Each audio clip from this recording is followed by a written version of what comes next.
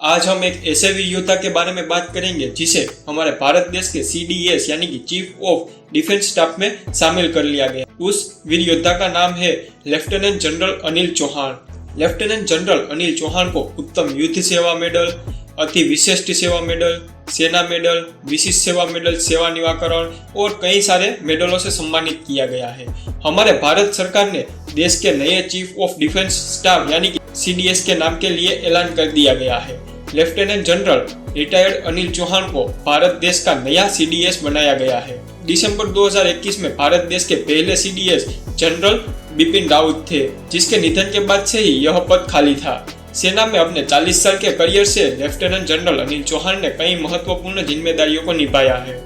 वह जम्मू कश्मीर और उत्तर पूर्व में काउंट एजेंसी ऑपरेशन में अपने अनुभव के लिए जाने जाते हैं।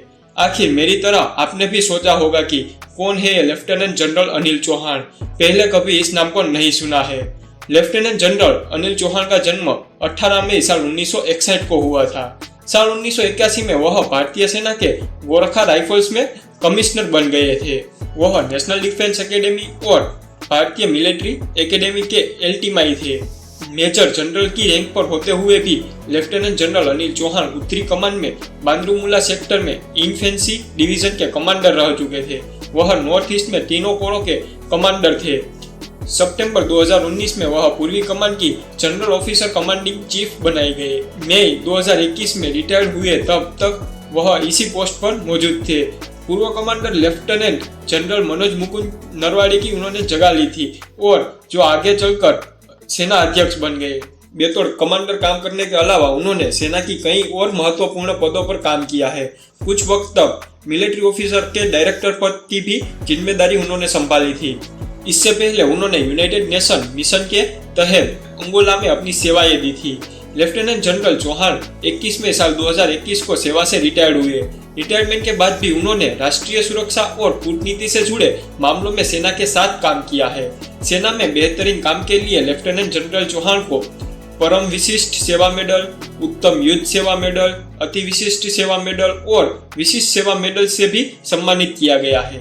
बिपिन रावत थे देश के सबसे पहले CDS। जनरल बिपिन रावत को देश के चीफ ऑफ डिफेंस स्टाफ बनाया गए थे। वह 1 जनवरी साल 2020 से 8 दिसंबर साल 2021 तक इस पद पर अपनी जिम्मेदारी निभाई। 8 दिसंबर 2021 को हेलीकॉप्टर दुर्घटना में जनरल बिपिन रावत का निधन हो गया। बस तब से ही यह पद खाली था। आपके मन में भी सवाल आता होगा कि आखिरकार CDS होते कौन है। CDS पद पर तैनात अधिकारी के पास कई जिम्मेदारी होती है। वो रक्षा मंत्रालय में सेना कार्य विभाग में माननीय parliament department of military affairs DMA के सचिव होते हैं। साथ में चीफ ऑफ स्टाफ कम्युनिटी के अध्यक्ष भी, जिसमें तीनों सेना के प्रमुख बैठते हैं। इसके अलावा CDS सेना से जुड़ी मामलों में भारत सरकार की सलाहकार की भूमिका में भी रहते हैं। दोस्तों, आज की वीडियो में बस इतना ही। मिलते हैं अगले वीडियो में कुछ नए टॉपिक के साथ। तब तक के लिए जय हिंद, जय भारत।